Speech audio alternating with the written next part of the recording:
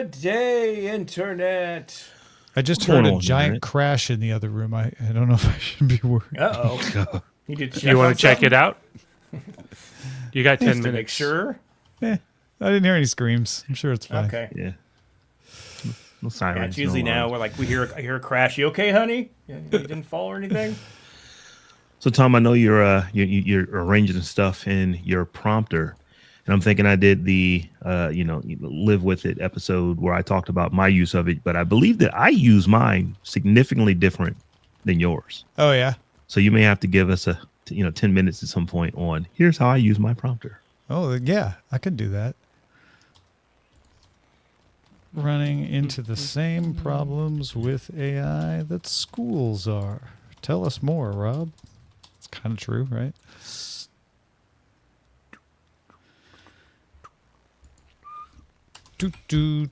Yeah, I just, it depends on the show, but for DTNS, I just put in the parts of the script that I read in the prompter. Mm-hmm. That way, I'm not having to scroll through a bunch of stuff that isn't me, unless I have the majority of the reads, which is not true today, but sometimes is. Then I'll just put the whole thing in there. How do you use it? It is basically a confidence monitor, unless I'm doing a monologue. If I'm the only one on screen, I don't want to be looking off and left, unless I've got software that can correct your eyes, because there's actually software that will fix that. But usually, if I'm the only one, I will I'll use it to actually read in the prompter. Most times, like right now, I'm just using it as a confidence monitor. So I'm looking at you, and it looks like I'm looking at you, but you'll see me glance over to my right as I read. I haven't been able to get it. Here. I'll do it. You'll see, like, it really affects my lighting if I do that. Oh, hold on, I got to change this to display. So if I look how much lighter I got, and then I do that's with video. I can see the little bit of a hue from the. Yeah, it kind of washes out when I put the prompter in there. And Roger, there's a little crackle still from something. Try throwing your cable from your headphones behind your shoulder. I thought you were going to say try throwing your cable out and buying a new cable. There's a window. Open it. Toss the cable out the window. That might not help today. How's that? It's so still far. here? Yeah, so far so good. Yeah. It might just be this cable's going. Yeah, maybe. I mean, it's not exactly like spring roadie chicken of cables. Well, it's not like something you would use on a music tour. We did hear from one ambient music fan after Friday's pre-show. I saw that. Oh, never make a stray remark on the internet. I saw it. I'll get back to him. You don't need to. I think they Tony Roberts. I'm not going to listen to a motivational speaker. That's Robbins. Tony Robbins, you mean? Yeah. Yes, it's a joke. It's a joke. Roger's about my age. Oh, I don't think. Let me insult a genre of music so you feel better when they write in and correct me. No, I'm going to insult it more. Little fluffy cows and future singers. That's another approach you could take. That's a choice. Listen, take your Brian Eno fetish and why don't you just up your pledge? Hey, maybe that's what we do. We do give out Brian. That's not really my style, Roger. I don't know if you realize that after working with me for 30 years, but yeah, a little different. If we were going to do that, I would have done it a long time ago. That's funny. That's what all the political podcasters like Justin and Andrew Heaton and Jen Briney, they're like, we could be making so much more money if we just lied and took a side instead of being honest about what they actually think, which is complex and nuanced. True. It's true. That's why there are more talking heads than news on cable news networks.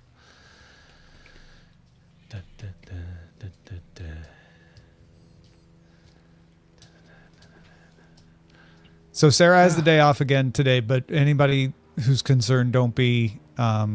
She's fine. She'll be back tomorrow, I think. And she was on headlines this morning, so all good.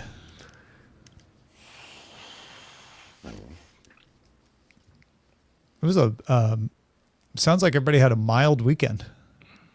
I had Yes, very mild. Didn't do five and a half hours, 45 minutes drive. Yeah. You did a drive, yeah.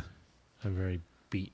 I'm also We tired came back of from a cars. concert. We went to a concert in Anaheim, so we got a hotel room because it's a 2-hour drive. We drove back Saturday morning, and then yesterday picked up my father-in-law from the airport because he came to visit Eileen for a week. So if you hear someone speaking in the other room, that's who it is. Oh, Okay. Interesting. Yeah, that's Hi, pretty chill for me. The Columbus Rib and Jazz Fest just went on this weekend, but I went nowhere near it. Oh yeah, too busy.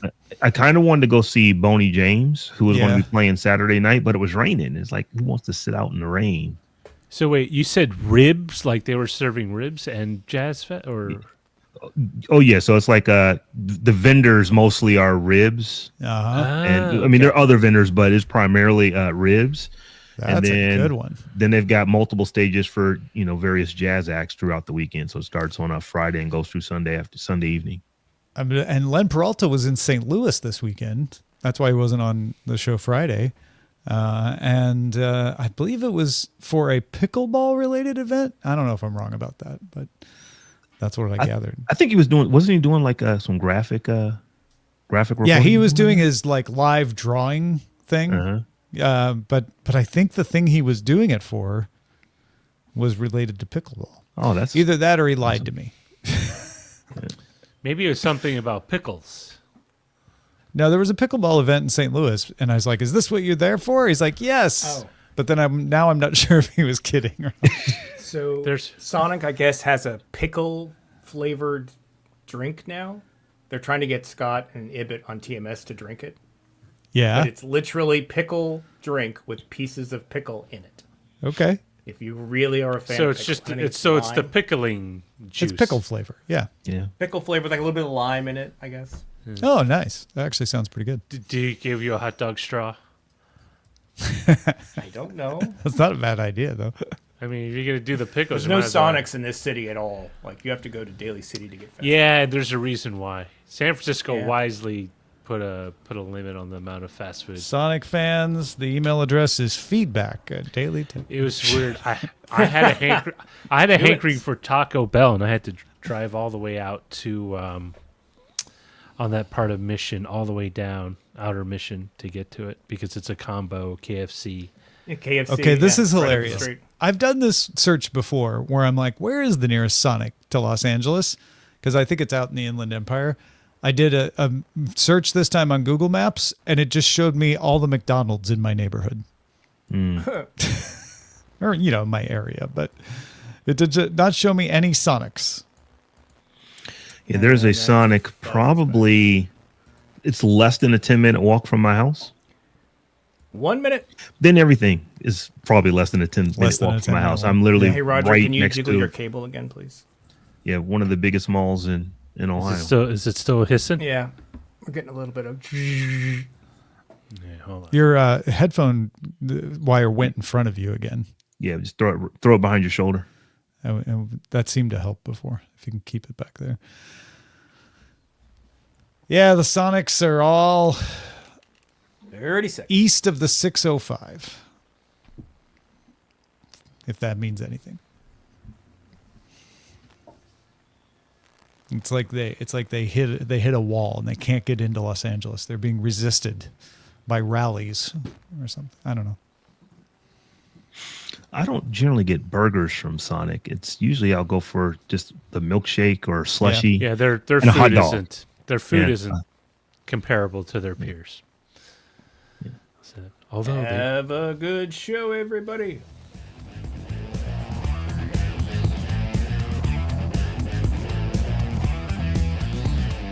Good day, Internet. This is DTNS Live from Monday, July 21st, 2025 from Studio 7 in Los Angeles. I'm Tom Merritt.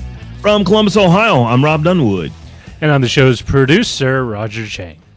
DTNS Live is made possible by you, the listeners and the viewers. Thanks to all of you, including Pat, Mike Cortez, Erwin Sturr, and our new patrons, Jeffrey Munaz Pena, Mora, and coming in with an annual subscription, Brad Percival. Whoa! Hey, annual subscription right off the bat. Right off the bat. I like that. Good job, Brad. You know, the annual subscription actually saves you money and makes us more money. And you're like, wait, how does that work? It gives you a discount because you're paying for 12 months at once, but we don't have to pay 12 different transaction fees. Oh. So everybody Wins. with the annual subscription. Welcome to DTNS Live, the show where we discuss the tech news to help us all understand it better. Robb Dunewood, how the heck are you? Doing pretty good, man. Went to a birthday party at a restaurant that is not too far from the house that I had never heard of or been to, and it's probably less than 6 miles from my house. So it was pretty fun times. Yeah. And what kind of food was it? It's just like an upscale, nice American dining. So you get a little bit of everything. Right. They have some everything on there, but it's like I've driven past this. I know the building that is next to it. I knew the red of the building. I just didn't know what it was. Yeah. Because it's kind of got a weird name to it. So I was today years old when I found out, oh, that's a restaurant. It's funny how that happens when there's an event like, somebody's anniversary or quinceañera or birthday party or whatever, right? And you end up realizing like, oh, I didn't realize there was a whole event hall here. This is really nice. So, right. Yeah. That's cool. Roger, I know you just drove. I'm sorry. I drove. I hit a Carl's Jr. and a Chipotle. I'll have to say the Chipotle was the better experience if pricier. Very nice. They serve agua frescas now, which is great. At Chipotle? Yeah, like in a little fountain dispenser. What flavor did you get? It's the dark berry. It's like Dark berry? That's it's not like a real fruit. berry, Chipotle. No, I know, but it's like there's a name on it, and I totally spacing on it. But it's that's not what they call it. You just can't remember what kind of berry. Tamarind. Okay. Maybe it's tamarind. Tamarind. Yeah, could be tamarind. Yeah. Yeah, I haven't been to Chipotle. It's probably been since before the pandemic, and I actually like Chipotle. It's just that I don't work in an office anymore where there used to be a Chipotle within walking distance to where I worked, and I'd have to think about where one is. But we have one within walking distance of us, but I never go there because I have to cross. I have to go down to a light and cross and then double back. So forget it. It's a life-threatening experience that particular intersection. Yeah, folks. If you are listening live, you can name this episode. Head over to dtns.showbot.tv to submit titles and vote on them. We'll check back in at the end of the show, and you can vote multiple times. You can submit multiple submissions. So it's a good, fun thing to do. So now let's kick it off with a few stories that caught our eye. A security company discovered an active phishing attack against passkey users that exploits the cross-device login features. The attackers make a fake version of a site, and once you try to log in, then secretly they request a QR code from the real site to present to you for you to log in with your passkey. So if you use Bluetooth for cross-device login, this isn't going to work. And if you don't go to a fake site in the first place, it can't work either. It's not a vulnerability in the passkey security. We have a detailed explanation in today's DTNS briefing that Robb and I did if you want to give more. Harvard University and Google Research collaborated on Project Elevate Black Voices to enhance AI's comprehension of African-American English and foster more equitable automatic speech recognition systems. The project amassed over 600 hours of AAE speech data from 32 states, with Howard University maintaining ownership and control. This partnership serves as a model for developing inclusive AI technology. Now, what I really hope is that they get significantly more than 600 hours. That sounds like a lot. That's not a lot at all, because this will address, in my opinion, a lot of real issues, because today in 2025, people still tend to think that the way that many African Americans talk is just slang, and it's not. It's an actual vernacular. It is a dialect. It literally is a language to such extent that some researchers say that that most African Americans are actually bilingual. Yeah, and there are a lot of these kinds of projects starting to make the news, I feel like, just over the last month or two, which indicates that we are getting organizations like Howard getting some momentum behind filling in these gaps in the training, which is great. Microsoft is testing new features for the Xbox consoles and PC app, letting cloud gamers allowing cloud games to follow players across devices. A new play history in the UI will show recently played games, including cloud games, and that will show up across whatever device you play on, whether it's an Xbox console, a PC, handheld. This is just a further step in Microsoft's Play Anywhere philosophy. And, if you do play anywhere, you want to be able to pick up that game anywhere as well. I'm a fan. I would love to be able to play on this thing and go to another thing and play the same thing and then go to a 13 and play the same thing. That's just, it just makes sense. It's kind of like I don't have to get different email accounts if I use different devices. Yeah. I can collect, look at all my email. And you don't have to think device. like, oh, wait, I want to play that game. I need to make sure I have this device. You just play on whatever you got. I mean, I do that with Netflix anyway. When I get kicked out of the TV, when my kids show up, I go to my laptop or my computer and I finish there. Yeah, and when and if it doesn't work is when you get mad. You just expect it to work in that case. So it'd be nice if games got to that point. Those are the top 3 stories that caught our eye today. Well, just within an hour of showtime, Google added a video of the Pixel 10 to its website, describing its upcoming August 20th announcement of the Pixel 10. And coincidentally, it looks just like the renders posted earlier today by Android Headlines.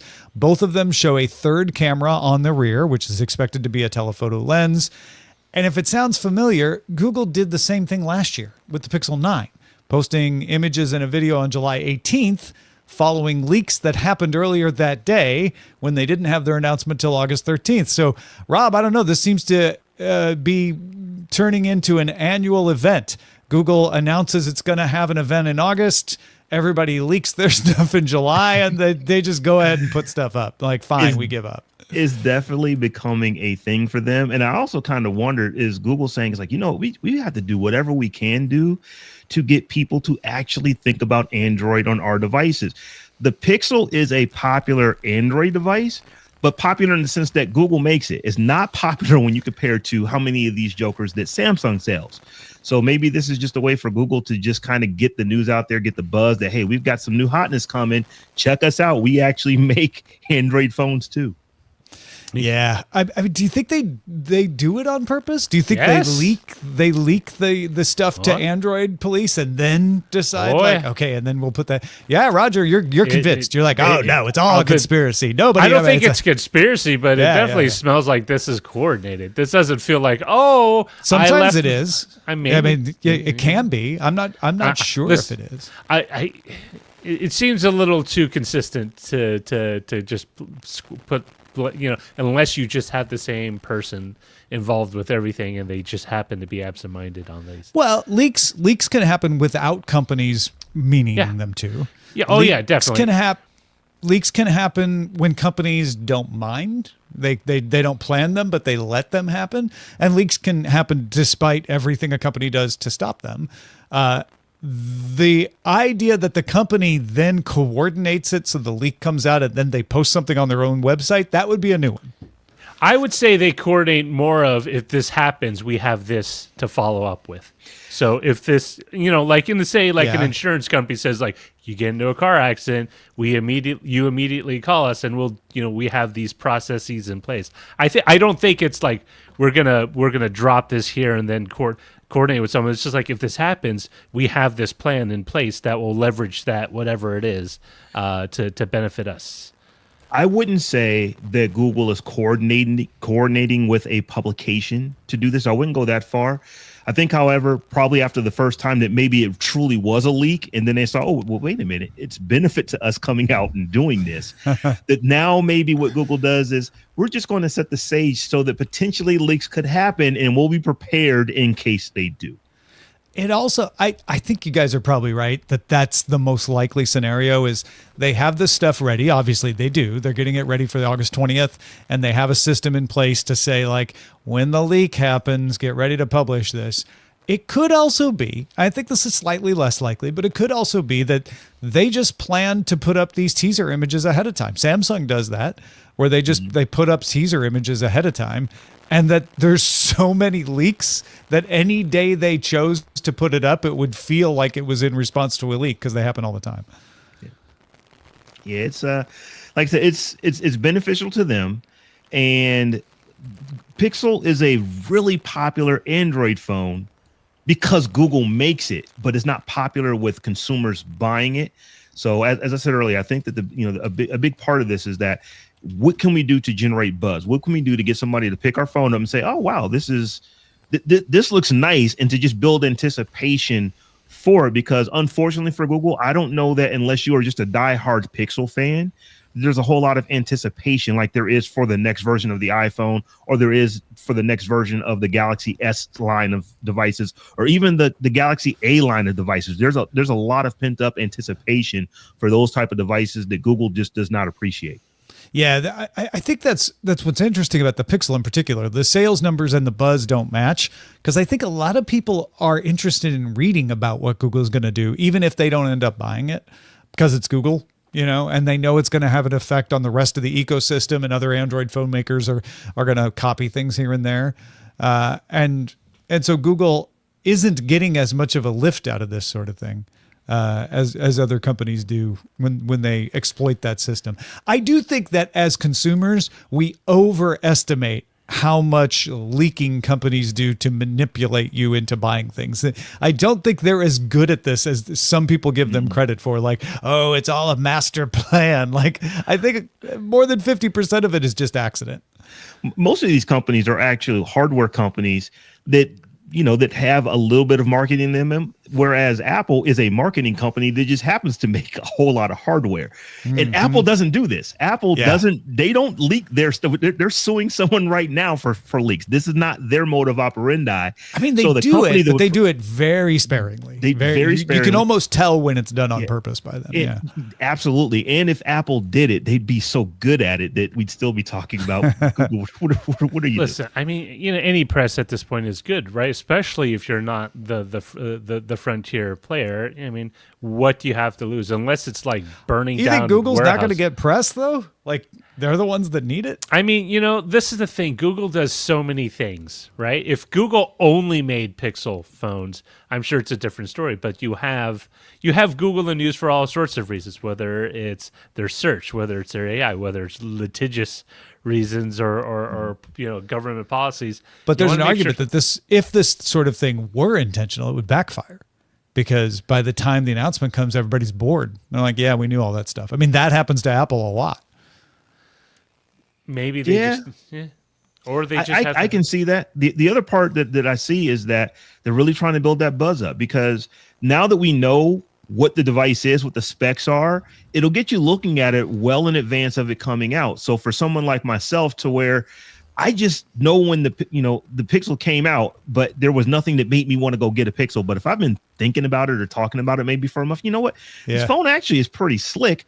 Let me go pick one up where it doesn't get just lost in the shuffle of this is the actual announcement. This is when you can pre-order it, all those kind of things. So I can really see both sides of it. I can see, because they don't sell an enormous number of these, let's see what we can do, get it out, let people talk about it, have conversations, and see if we can't just get someone who wouldn't ordinarily just go pick a Pixel up to maybe think about it the next time they're getting the phone.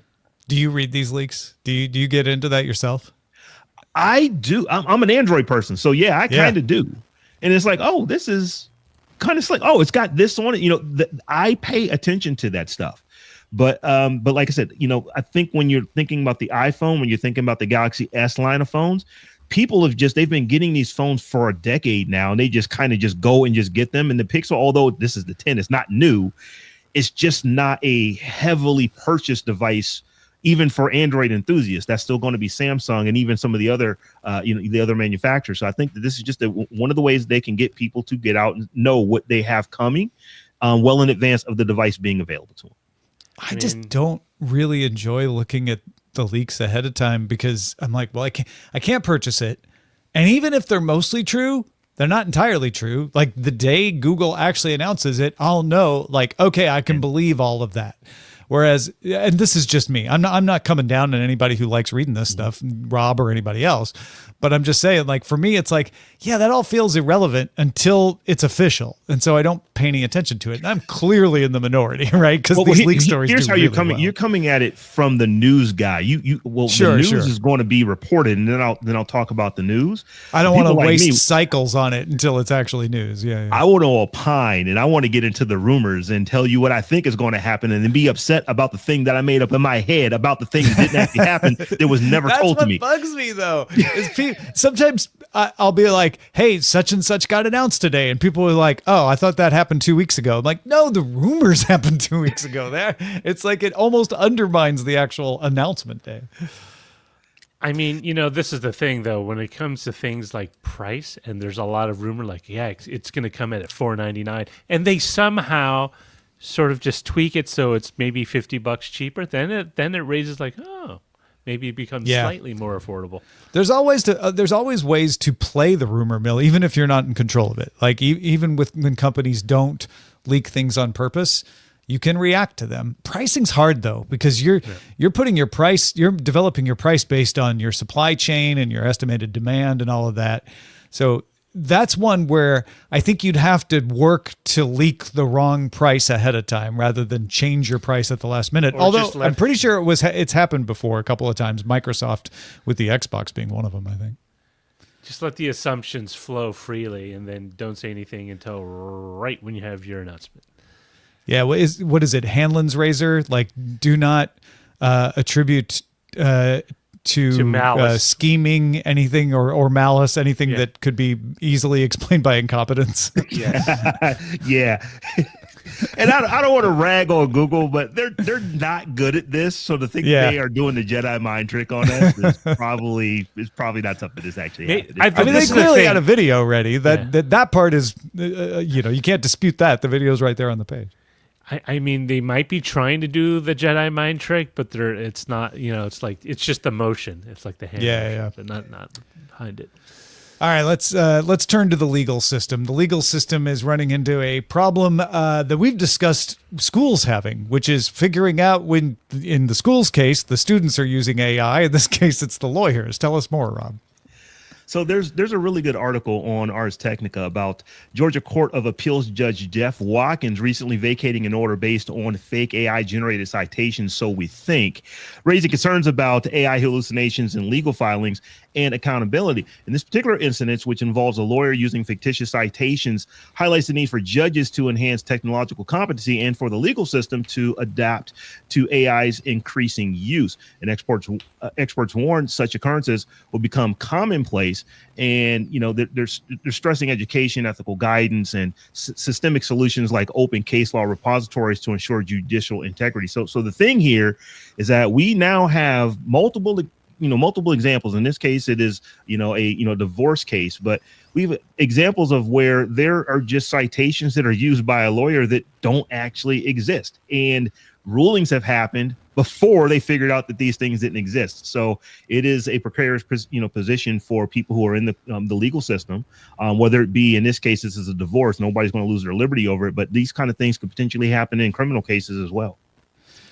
Yeah, if I understand this correctly, it is common practice because of the difficulty of the legal system for judges to rely on lawyers to create a draft of the order that the judge then is supposed to review and can publish as their own order. So especially in things as high frequency as divorce cases, the attorneys will have their orders ready, and then they can submit them to the judge. If the judge's like, okay, I'm going to rule in your favor, let me take your order and I can issue it as my own. That's not the controversial part. You might think that's controversial, but that usually works. And everybody's fine with it. What happened in this case is that the attorney issued an order or handed an order to the judge that had citations that weren't real, and the judge didn't review it clearly and issued it as his order, and then they had to vacate it because they're like, yeah, that order is based on a bunch of citations that don't exist. Now, we can't prove that it was AI. It could have been that the attorney was just malicious and made up some stuff, but everybody says like, there's a bunch of indications that there's probably some hallucinations going on here. So the question I have is, how frequent is this, or is this just a case of the judge not doing his job and getting caught? I think we've all done that in less consequential situations where we let AI make something and then we look at it and we're like, oh, I really should have checked that first before I sent that email or something like that. I'm not trying to excuse the judge, but it feels like that's what happened. Do we think this is a mounting thing, or that it's happening a lot? I don't know that it's happened a lot. It's happened on multiple occasions, because this is not the only time that we've heard about this. In fact, we've heard specifically when it was AI, the lawyer fessed up and said, I used AI to do this. We're always going to hear about it when it happens. So we definitely hear about it when it happens. But this is a case where after the fact, the legal system went back and said, oh, wait a minute, these citations don't actually exist. We have a problem here. How many times has that not been caught at this point? We just don't know. It's kind of like we can't really define a knot here. We don't know that this has not happened if in the situations where it hasn't been reported yet. So I think that the potential for bad things to happen is just there, because it's not like AI is going away. It's very useful to lawyers in very many situations. This would not have been an issue if these were actual court cases. It's the fact that the AI hallucinated them potentially. If that we don't know that this case actually was, but let's just, for the sake of argument, in this case, if it was AI, if it didn't hallucinate and actually use real citations, we wouldn't be talking about this, because no one would have ever known. It would have just been a ruling that would have been ruled on, and the judge would have moved on. So and there's millions and millions of cases every day that don't have incorrect citations, because I'm assuming a lot of judges do check these sorts of things. So yeah, it's hard to tell how much of a problem this is. And the reason I ask that is, I think the really interesting question is, as these tools get better and hallucinate less, which they are, and you have the legal system going like, we probably need to train judges up better into recognizing this sort of thing. Which one gets there first? Do the AI tools eliminate the hallucinations, or do the judges get good at recognizing AI first? And, it's not just judges. It should be attorneys as well. Like, should be able to because, point. I mean, that's where you get your judges from the pool of attorneys. And one of the things I think this kind of highlights is I've heard from my cousin who used to be an attorney, like, things like this would happen, but very infrequently. Before they would AI, often, you mean? yeah, before AI, it would be called a miscitation. Like you did something incorrect. But as with all things that we relate to AI, it's just the amount that you can do now that you couldn't do before, because you were just limited to human, the amount that a human could actually process and write down. I think one of the things that should happen is, attorneys that frequently do this, use AI, but come out with like hallucinated citations, just get flagged. Like, okay, this person should get extra scrutiny because in the past they've done, A, B, and C, which have been proven to be, fictitious. And so, really, it's a two-prong. It's not one or the other. You got to do both. You have to train lawyers, but you also have a system where you can cross-reference the citations that are presented in a quick manner. They do have a system to look up citations. That it's just they're not using it all the time. Yeah. And I was just going to say, Roger, to your point, the system kind of exists. Maybe this is a situation where AI could potentially be the solution here, where you literally just have a system that you can go in and run all your citations through to make sure that they actually exist and are saying what they really say. Because another issue could be not that the citation was completely hallucinated, it's just that it was mischaracterized. That could be a potential issue as well. Right. So I think some type of system to where I think we have the capacity to load up all the legal things, all the legal findings that have happened. We have it. Jurisdiction. We have that. Load that into a system and then find out whether or not this was something that was made up, whether these things were true or not. That's actually what happened here. They used this after the fact. Maybe the lawyer should have used it before he sent it to the judge. The judge should have used it to check. The judge definitely should have used it. Yeah, the judge should have checked. It's hard to tell if the lawyer did it intentionally or not. If it was unintentional, then yes, the lawyer should have used this. But it's not impossible that the lawyer was like, nah, screw it. let's see if we can get one passed. And depending on the court, whether it's a civil or criminal trial, there's different burdens of proof, right? Civil trial tends to have a lower burden of proof than like a murder trial, where you need beyond a reasonable doubt to convict someone of a crime and put them away. Okay. Well, no, I'm just saying, like, as you do that, you could definitely have a system where that escalates. So, like, if you do with a criminal trial, it's just mandatory that all these things can take place. I mean, it's already mandatory. I think we're inventing solutions that already exist. It's we just the need judge to use and the lawyer solutions that are didn't there. use them, right? Like, that's we seem to run into that a lot, where people are like, you know what they should do, and the people in the profession are like, yeah, we're supposed to do that. It was just that somebody didn't do it. So then the question becomes: do we need to mandate it? Do we need to enforce it, or do we say, like, you know, this was a one-off situation where a judge didn't do it? That judge should be maybe penalized for not doing it, but maybe there's not a system for penalties. I don't know. Or flag the attorney and the judge, like anytime that happens. Do we need to prevent mistakes from ever happening? Yeah, we're talking about court here. So, like I said, this was a divorce case, but this could happen in a criminal case where literally someone's liberty could be taken away from them for something that didn't actually exist in court citations. So would it? I believe. I'm sorry. But would it? Or is it that in cases that are that weighty, the judges actually like use the systems available and make sure that doesn't happen? And the reason it happened is because it was just a divorce case, and somebody was like, it's just a divorce case. I'm not going to bother. I don't want to be cynical, but I believe that humans in general will take shortcuts where shortcuts are available. And so, I'll be honest. They put people away for flawed evidence that has been proven after the fact to be either fictitious or irrelevant to the case. But that wasn't through inattention. No, it's not through inattention. But what I'm saying is that oftentimes it's just because, depending on where you're at, some courts are just kind of backlogged and they're trying to get through the amount of workload that they have. And sometimes when you're doing a lot. Well, and that's the argument for wanting to make sure that we don't eliminate, one solution would be like, don't use these tools at all, right? But the tools actually help alleviate the backlog and make it possible for people to handle more cases, which is necessary. So we have to figure out, like, how do we use these tools in a responsible manner? Which is why I brought up the question earlier, because they are hallucinating less over time. And there is a possibility that we get to a point where we've solved a problem that doesn't exist anymore. Yeah, and you use the word mandate, and mandate, all it is when you really think about it, is a rule. So maybe there's just a rule that, hey, when we know that this exists, we know that lawyers and judges are using it, or at least should be using it. We're going to mandate that we're going to look at every citation through this approved system.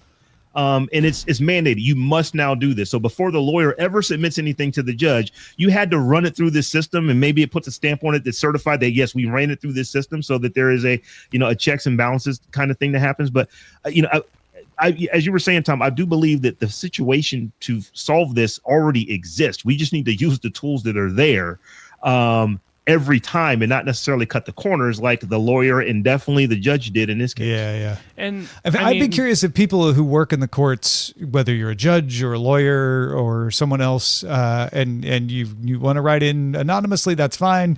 I'm not asking for sensitive information. I'm just curious about the opinion of, like, we have these systems, they occasionally don't work, or if it's like that would just be adding another layer of paperwork that we don't need if people would just follow the existing rules. Like, I get a sense that might be the case, like that there are existing rules that have just been ignored. I'd be curious about that. Maybe that's not the case. Well, folks, what do you want to hear us talk about on the show? One way to let us know is in our subreddit. You can submit stories and vote on them at www.reddit.com/r/Daily Tech News Show.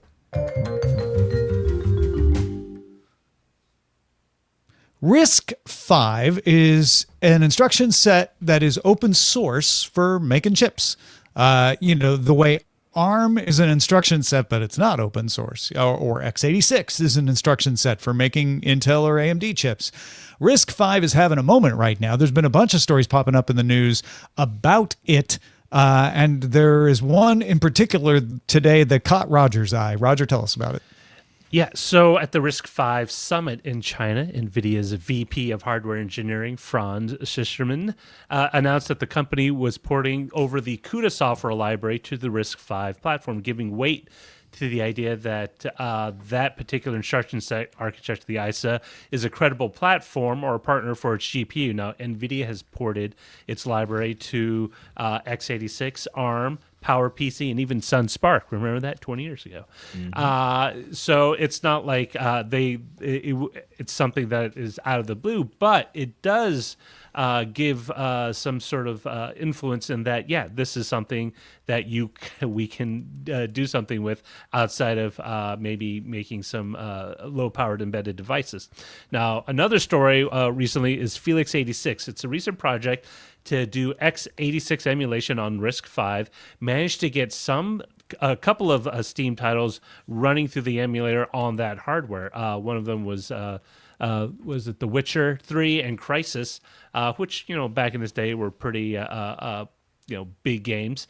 Now, this follows moves by the Chinese government encouraging Chinese companies to adopt the platform on a wider scale back in March. And this sort of ties into the RISC-V Summit in China, because one of the things you need to run NVIDIA's GPU hardware is a processor, whether it's ARM or x86, and those might not be as freely available in the future. But RISC-V is exciting for other reasons. Open source, no license. You don't need to use license, use instruction set technology.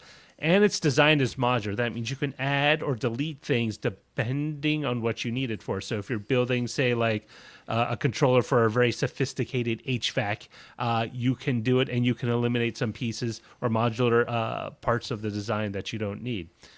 That said, it's still worth noting that the raw performance of RISC-V compared to, say, like an ARM design, RISC versus RISC, is much slower. And RISC-V is just the ISA. This is bears repeating, because it's not the micro architecture. So when you think of an x86 instruction set architecture, things like Nehalem, things like Raptor Lake, things like Golden Cove, those are the actual micro architecture implementations, and those are patented.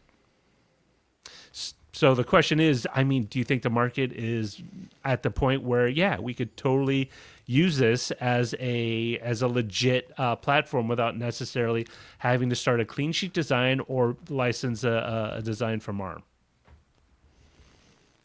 Which market? Chinese market? Yes.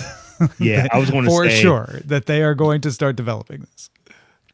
Tom, you and I are on the absolute same page. This will work in China. I think it'll work in Africa as well. Africa is also a big continent with a lot of people on it. And I think that you'll see a lot of work being done there, just because it's just lesser expensive than licensing ARM and licensing, x86 architectures and those kind of things. So I do think that it is going to grow. I don't know that it'll necessarily grow at a great speed, because there's still a lot of places that, we're not going to do that. We already know it's slower. Let's just keep using what we're using. We've already paid for this stuff. Well, the great thing for RISC-V for users is that you can sort of start on a playing field where, yeah, you're not at a level, say, of the latest ARM implementation or the latest x86 implementation from Intel or AMD, but you're not starting at the very bottom. You can at least get a leg up, and those designs, the ones that you produce, are yours, right? You're not paying a licensing fee. You don't have to worry about patent or IP conflicts. And if you're in an area of the world where funds are scarce, this is a relatively inexpensive way, at least, to get something homegrown, if not necessarily something that your industry can use or at least develop. One of the things that we've learned is, once you get tied into certain technologies, you're tied into the ecosystem, right? And the EU, in some ways or another, is trying to separate that, so you aren't necessarily, I use Intel technology, but now I'm subject to U.S. restrictions on that, technology being sold. Same thing with NVIDIA, same thing with Apple. So it is, I think, it's a viable, if not necessarily a performance-oriented resource for people to go to. Yeah, I think embedded systems would be another place where you could see this take off as well. People who are needing less of that performance overhead that you're talking about, and they just want to, bootstrap a device, something that works fast and not have to pay a bunch of those royalties.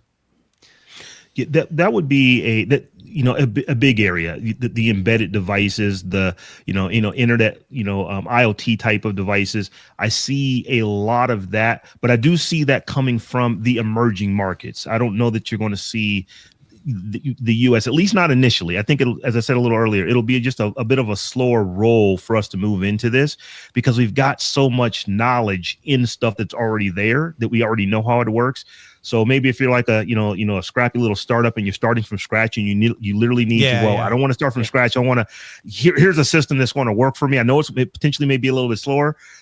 If you are really ultra small startup, that might make sense. But if you're one of the bigger hardware players, you've got so much embedded knowledge into the systems that are there. I don't think that this is going to be a sweep of the market to where everyone starts using this stuff right off the bat. I don't know if that. I think that's a good point. But it's worth stressing that it's not designed to be like an equal and peer level competitor, but it is to provide an alternative platform for either companies or countries to invest in technology that doesn't kind of tie them down with certain restrictions, whether it's IP, whether it's export, whether it's import.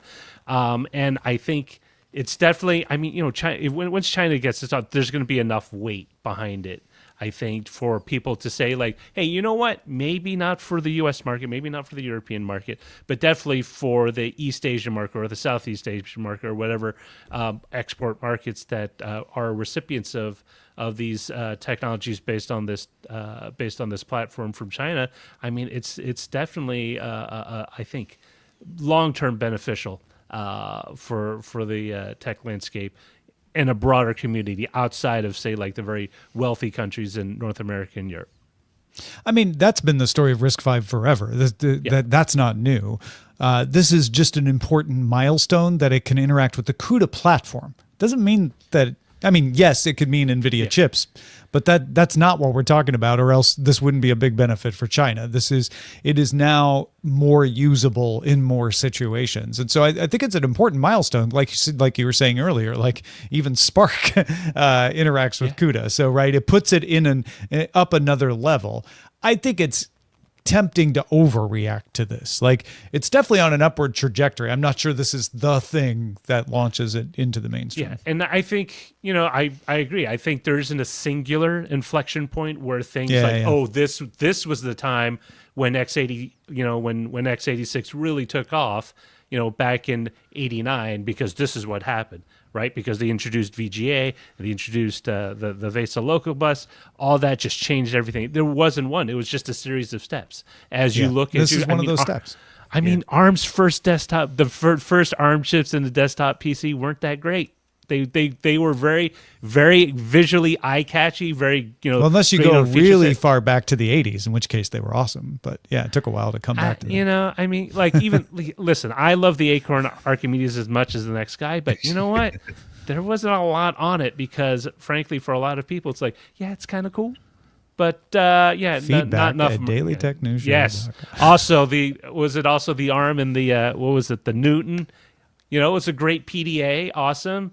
Not a lot of people really glommed onto it, and eventually it had to give way to the iPhone. All right, well, let's finish up with the latest security vulnerability from Microsoft. Microsoft issuing 2 patches for 2 vulnerabilities in the on-premises version of SharePoint. This is something that probably won't affect most of you unless you administer an on-prem SharePoint instance, which I know some of you do, but it's bringing another round of comments, including in our own subreddit, of people saying how they don't trust Microsoft for security anymore. Microsoft has had a series of vulnerabilities and attacks. The U.S. Cyber Safety Review Board said last year that Microsoft's security culture was inadequate following the 2023 hack of the company's Exchange Online mailboxes. In March of this year, Microsoft faced a series of attacks targeting remote management tools and cloud applications. Rob, Roger, is this just a result of Microsoft being big, or is Microsoft not as good at security as other tech companies, or could it be both? Rob, how big is Microsoft? Microsoft is ginormous. So I think if you go back to 2024, it's almost $3.2 trillion. Google is also equally big. They're over 2 trillion. No one else is over like 350, 360 billion. And if you were to take Google out, Microsoft is bigger than like the next 30 companies on the list. So they're a ginormous organization. That being said, they are a big company. Therefore, they're a big target for all kind of security stuff because they're the big dog. The other part of it is that they are a little bit lax on their security. They aren't as good at it as other companies are. What are the reasons for that? I am not a Microsoft stan by any stretch of the imagination, but I do recognize that when you are so much bigger than like Oracle is a little company compared to Microsoft. That sounds ridiculous, but when you look at the market caps, they're a little company compared to Microsoft, even though they're one of the biggest software companies on the planet. They just have less stuff that they've got to be worried about than Microsoft does. They've got to worry about being the most popular operating system on the planet. They've got to worry about, Exchange and SharePoint and Windows Server and desktop, all these different things. There's just a ton of threat actors that say, let's go after Microsoft because if we hit there, we hit big. And that's ultimately what a lot of these threat actors are trying to do. They want to go where they get the biggest bang for their buck, and that is Microsoft. But the two things can be true. Microsoft can be and should be better on their security platform. This is, their security infrastructure. They should be better because they are Microsoft and because they are as big as they are than what they actually are. Yeah, and they have been hiring people in recently that know government security to say, let's bring in some more expertise to help with this. And so it's easy to look at this and go, well, it's not doing any good. They had a SharePoint vulnerability, but that's not how it works, really. Like if you don't fix all potential vulnerabilities ever, and certainly not overnight. I think one of the things to understand is, pardon me, bless you, is that one of the things that Microsoft is trying so hard is to make their software user-friendly, at least usability, right? And oftentimes in that goal, you do a lot of things that may be at odds with security, whether it's permissions, whether it's, how you manage the group, how you manage teams, that definitely puts on it. But also security needs to be scalable. And sometimes when you have a product that's designed for maybe a dozen and then you try to expand it to include 12 from a dozen to 1,200 people, you're going to run into scale issues, not just with adding people to a server, but adding enough security that encompasses all of that without impacting usability. Yeah, in fact, look at this comment from Razin in our live chat, because I think this resonates with some of the stuff we're talking about. From my experience at a larger company, there is a sense of we are great and don't need to evolve cybersecurity. I battle this mindset every day. There is more of a desire to go fast and rely on other controls that are perceived to be in place without checking. That tracks. Big companies are just like small companies. We think we're doing okay until they find out that they're not doing okay, and then they have to do better. But they tend to wait until the bad thing happens as compared to being proactive. Now, I don't want to say the companies are not being proactive. They are, just not necessarily being proactive enough. And Rod Simmons, friend of the show, one of my co-hosts over on SMR podcast, one of the things he always says, because he lives and breathes and eats security, is that the CISO has to be right literally every single time. The threat actor only has to be right once. Yep. So they're going to come after the biggest, baddest software company on the block because they've got the most stuff and the most exposure, because if you can get in there, you're going to affect the most amount of people.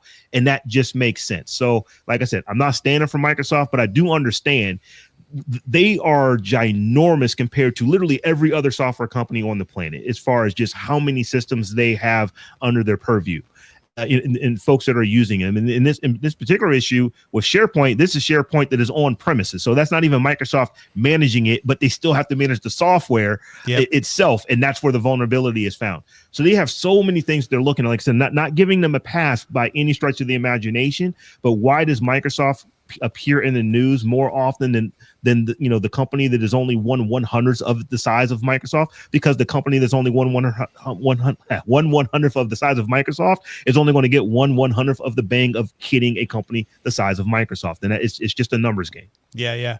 I would venture to say, if I were to try to sum up where we're going with this, Microsoft, you can't judge how good Microsoft is at security from how often a vulnerability is discovered, because it's going to have more of them for the reasons that Robb has laid out very well. It's just there's more opportunities and there's more reasons for people to attack them.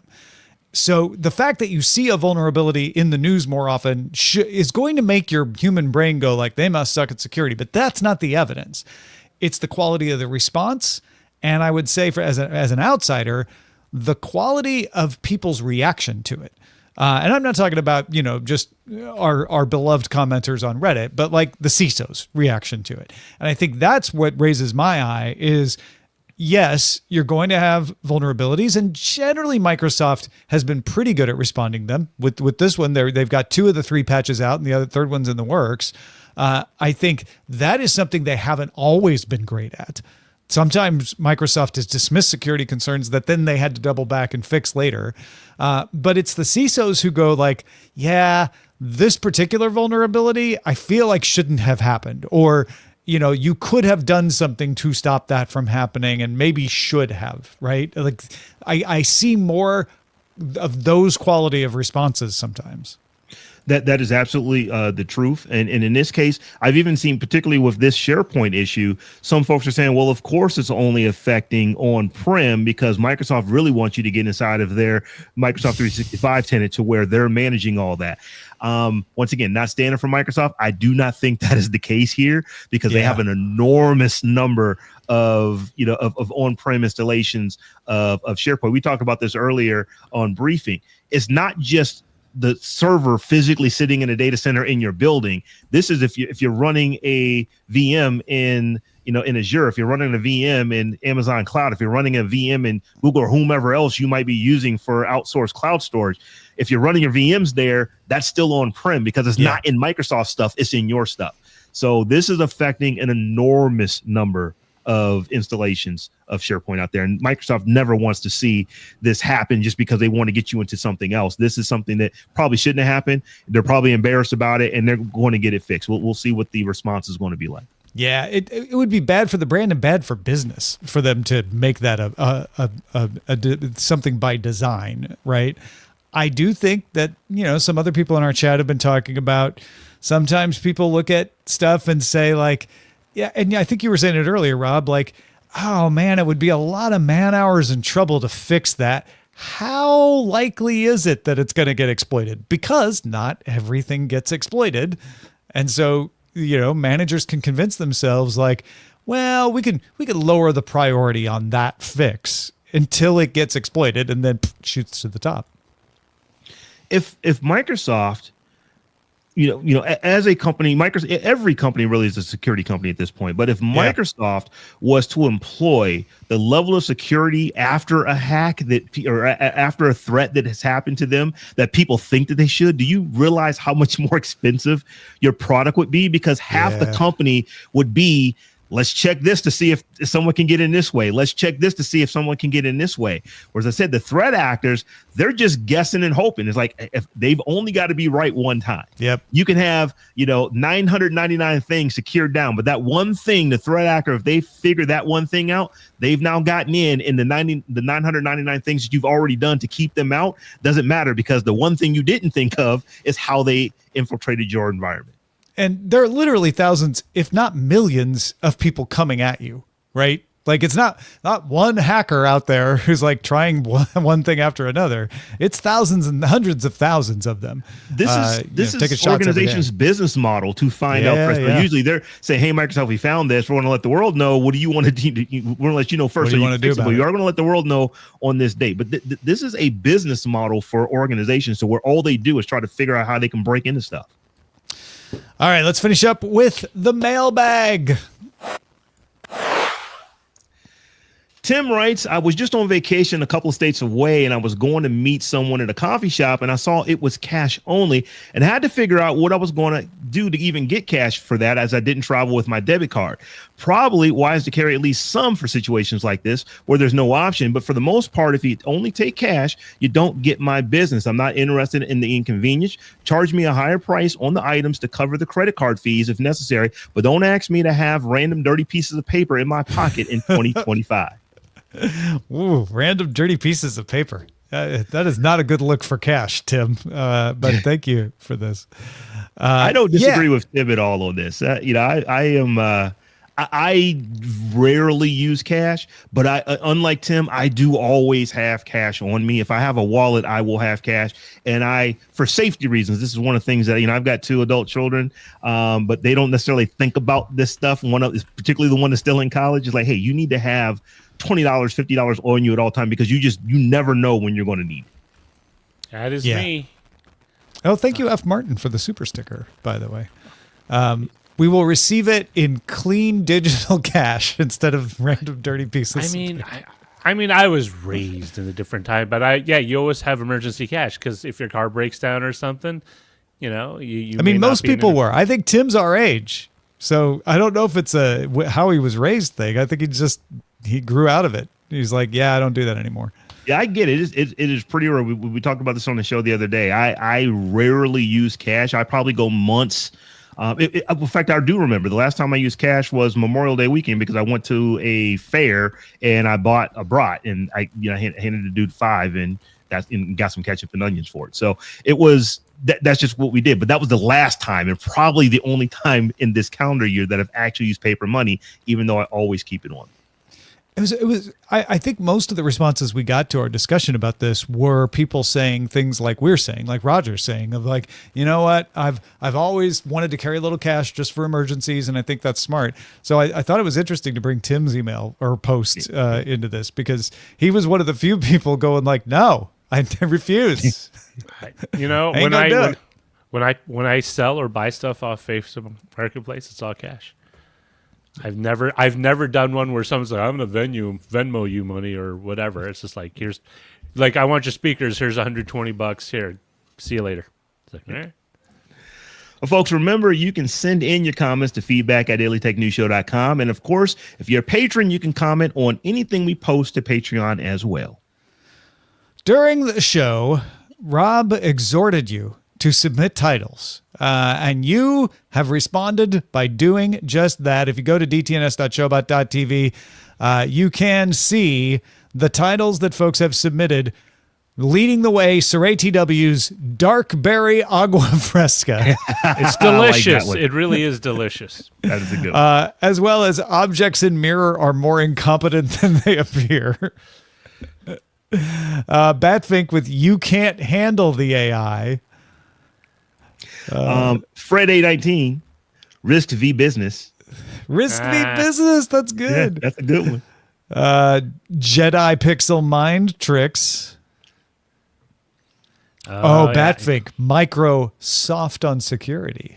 Yeah, that's a good one.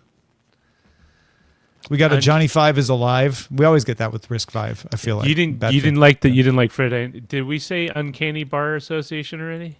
No, that's good. I thought from Fred A19. I thought that was great. Yeah, Fred A19's on a roll. Yeah, you are, Fred. Good stuff today, man. That's good. Yeah. Rob, what are we going with? We're going to go with Microsoft on security from Batfink 2001. Thank you, Batfink 2001. Big thanks to everybody who supports us in all the myriad ways. I mentioned earlier, F. Martin gave us a super sticker. That's a way to support us on YouTube. Gets us a little cash. You get your name up on the stream and all of that. It's very nice of you to do that, F. Martin. Thank you for that. Thanks to everybody watching on LinkedIn. Thanks to the folks on Twitch. They got their own ways on Twitch to support us directly. You can use an Amazon Prime subscription to subscribe, so it doesn't cost you anything more. We get a little money out of that. Howard Yermish, however, is like, No. I'm going to go tier 1. I'm going to use my own money. Howard Yermish been subscribed for 30 months. Wrote back from vacation, still subscribed. Thank you, Howard. Good to see you. Brian M64 cheered us with 75 bits and resubscribed with Prime for the 45th month. So he brings bacon with some bits. Neck Guy Green resubscribed with Prime for the 73rd month. Big thanks to everybody who supports us in all the ways, including patreon.com/DTNS. Data sets shape the world we live in, and there's no better way to understand how than by listening to Behind the Data, hosted by data scientist Andrea Jones-Roy. Show examines what data sets say about what's happening in our world, politics, and health, and why. Check it out at behindthedatashow.com.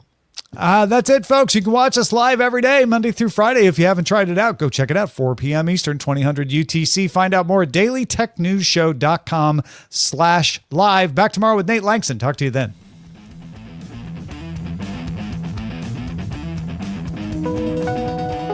The DTNS family of podcasts, helping each other understand. Diamond Club hopes you have enjoyed this program. Goodbye.